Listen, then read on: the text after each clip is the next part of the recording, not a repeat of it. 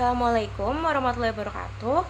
Nama saya Valencia Putri Indraswari dengan NIM 211222137, mahasiswi Ilmu Komunikasi kelas malam. Jadi, pada hari ini saya ingin membahas materi pertemuan ketiga tentang ruang lingkup komunikasi. Berikut penjelasannya. Oke, berbicara mengenai komunikasi, apa sih itu komunikasi? Nah, komunikasi ini adalah sebuah pemaparan atau bahasan yang dilakukan oleh komunikator kepada komunikan dengan memiliki tujuan. Contohnya seperti kita tanya sama ibu kita, Bu, hari ini kita masak apa ya?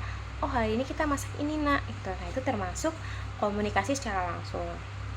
Berbeda hal dengan kita WA sama teman, berdiskusi soal tugas.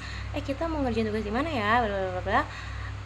Di WhatsApp nih, gitu. Nah, itu termasuk komunikasi secara tidak langsung. Kalau dipikir-pikir nih ya, secara tidak langsung nih kita setiap hari menggunakan komunikasi, hampir 100% menggunakan komunikasi. Jadi kita nih makhluk sosial gak luput nih sama nama komunikasi ya. Baik, berlanjut lagi ke teori Dennis McQuail tahun 1987, yaitu Mass Communication Theory, yang dimana Dennis di sini memaparkan bahwa komunikasi masyarakat terbagi menjadi 6 tingkatan. Tingkatan bawah ada komunikasi interpribadi. Komunikasi interpribadi ini berbicara dengan diri sendiri, bukan berarti berbicara di depan umum ya. Jadi berbicara sendiri di depan umum dengan suara keras misalkan kayak gitu. Enggak, jadi komunikasi interpribadi ini kayak, oh hari ini ada tugas. Nah, tugasnya tuh deadline-nya besok. Berarti saya harus mengerjakan tugas ini sebelum deadline-nya supaya aman gitu. Kemudian naik lagi ada komunikasi antar pribadi. Komunikasi antar pribadi ini melibatkan orang nih. Jadi di mana komunikasi ini memiliki timbal balik satu sama lain. Naik lagi ke tingkatan atas, ada komunikasi dalam kelompok yang dimana anggota-anggotanya melakukan komunikasi.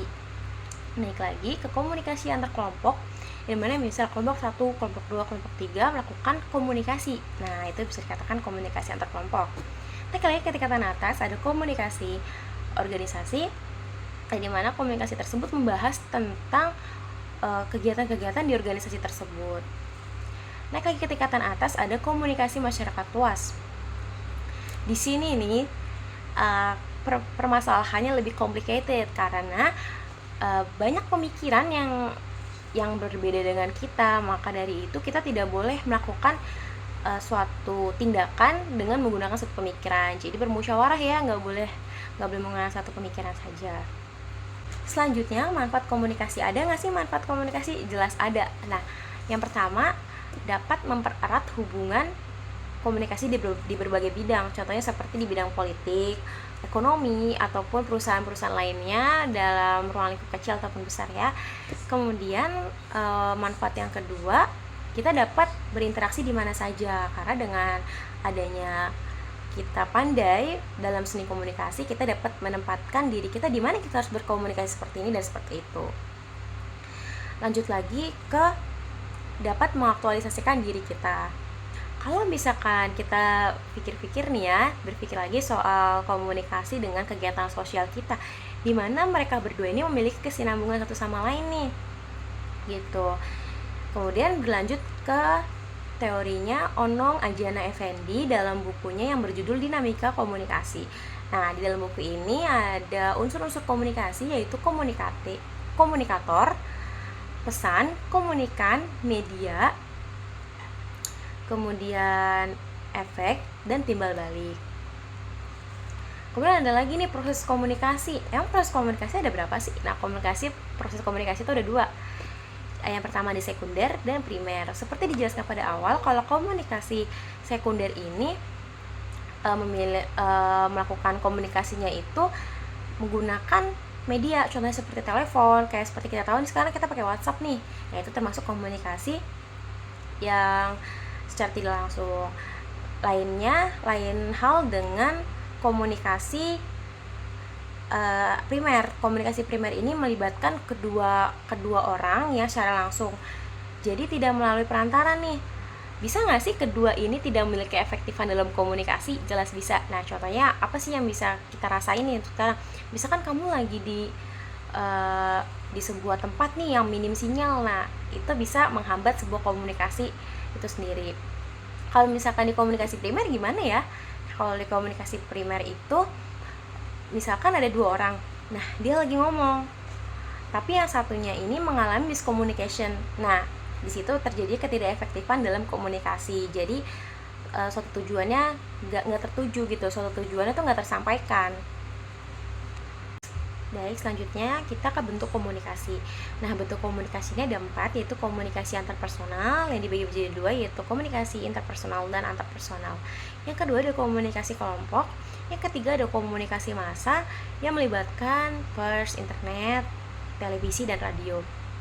Yang keempat ada komunikasi media yang biasanya melibatkan spanduk. Kemudian berlanjut lagi ke teknik komunikasi. Dalam sebuah komunikasi juga memiliki teknik. Yang pertama ada informative communication, yang dimana komunikasi ini harus bersifat informatif dan komunikatornya juga harus bersifat informatif juga.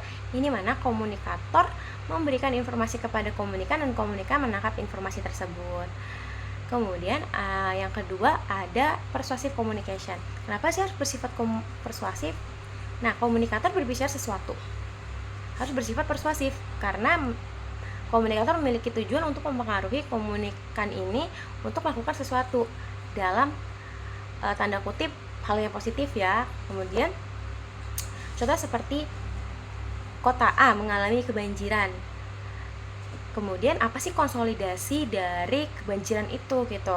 Nah, dari situ komunikator memaparkan konsolidasinya dan komunikan akan antusias melakukan, oh berarti aku harus buang sampah pada tempatnya supaya tidak terjadi banjir.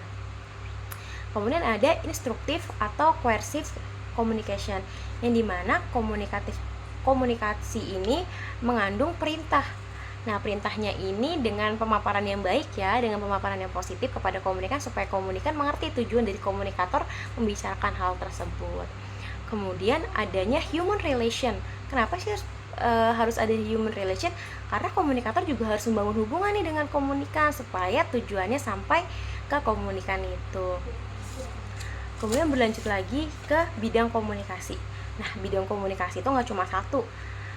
Bidang komunikasi itu ada di bidang politik, internasional, masyarakat, dan perusahaan, manajemen, dan lain sebagainya. Baik, sekian pembahasan yang bisa saya paparkan untuk materi pertemuan ketiga. Kurang lebihnya mohon dimaafkan jika ada salah kata ataupun salah pemaparan materinya. Wabillahi taufiq wal hidayah. Wassalamualaikum warahmatullahi wabarakatuh.